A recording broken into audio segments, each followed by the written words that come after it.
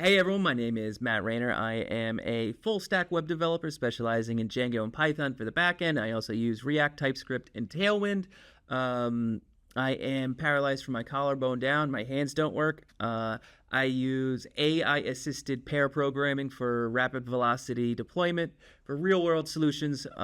Today, I wanted to talk to you guys about my first client side facing application, which I created for a art moving business. My client approached me. He was having difficulty visualizing and organizing his workday, his work week, and the month. So I came up with a way to help him. He's dyslexic, so I wanted to create it so he could actually see what his day would look like and be able to organize work orders, events, clients, and invoices. And I did that with Django and the Django templating system. And I'm going to show you how I did it. All right, guys, I want to show you my favorite part of this application. It's in the work order section. You can actually create clients right there on the page. Before, you had to navigate away to the actual client section, the clients module, and create a client that way. But recently, I created this new modal which pops up. You can just click here, add new client, and a Bootstrap modal pops up where you can input the user's name, email, address, phone number, billing address. Then you click submit. It sends an AJAX request to the backend. And if it's successful, the client is added, right to the page right there and added to the dropdown. You don't have to refresh or anything. Next, I wanted to do that with the add event button, which, it does the same thing. You use Bootstrap, launches another modal. You can select the event, so install, pickup, drop off, wrap, add the address, and pick a date with the native date picker I used. You can just see it there. Then when you save it, the event appears in the list, and you can add more. You can add multiple events. And then all of this stuff is saved to the calendar where you can view it.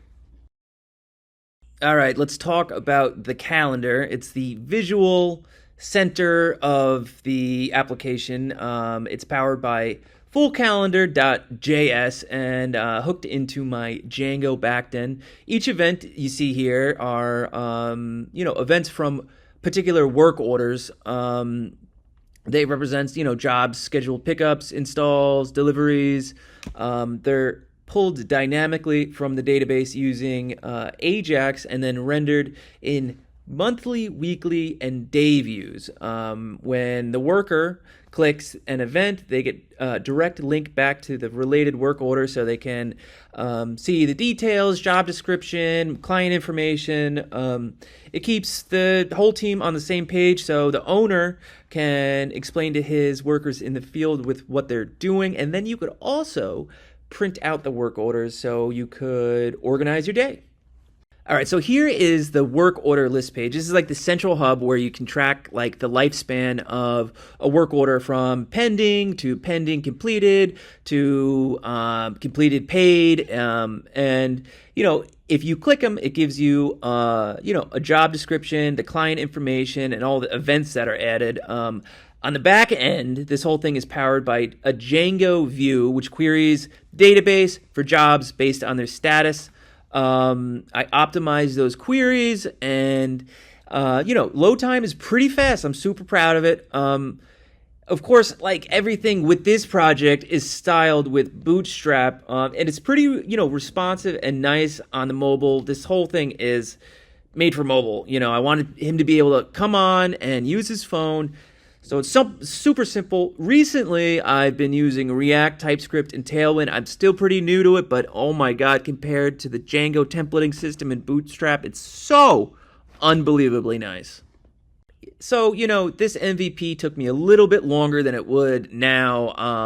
It probably took me about a month. I could do it, I would say, in 5 days now. I've been building on it. I created it a few months ago, maybe 5 months ago, and I've been iterating on it. It's been getting more refined each time. I deployed it with Heroku, and I don't really like Heroku. I tell you, like, the next thing you know, you owe them like $100, and you're like, what the hell?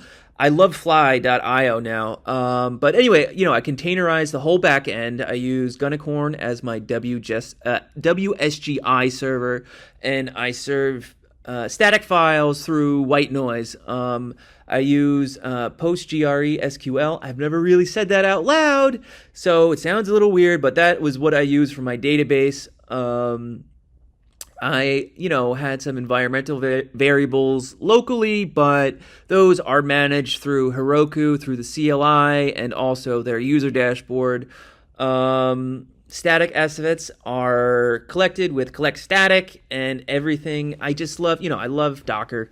Way more than the virtual environments. Those things are super messy. I'd rather just spin up Docker and have the dependencies install right there in the container. So yeah, this is like a real world solution to a business problem. And I'm looking for work and employment. If you guys are interested in business solutions or hiring me, I currently live in a nursing home, which I am empowering myself through programming to move out of. I found a place to move.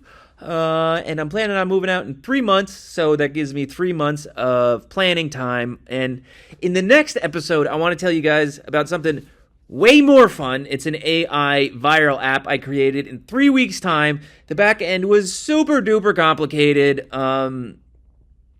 You upload a photo, it uses face recognition and compares your face to a database of 65 historical figures, and then uses Hugging Face Space Replicate Face Fusion model to swap your faces and return it to you. I use Django on the back end. I use TypeScript, Tailwind, and React for the front end, and I got it up and deployed. It's really cool. I still need to do some refinement. And yeah, if you're into Django, AI, React, and just all things programming, stay tuned. This is a story of persistence and overcoming.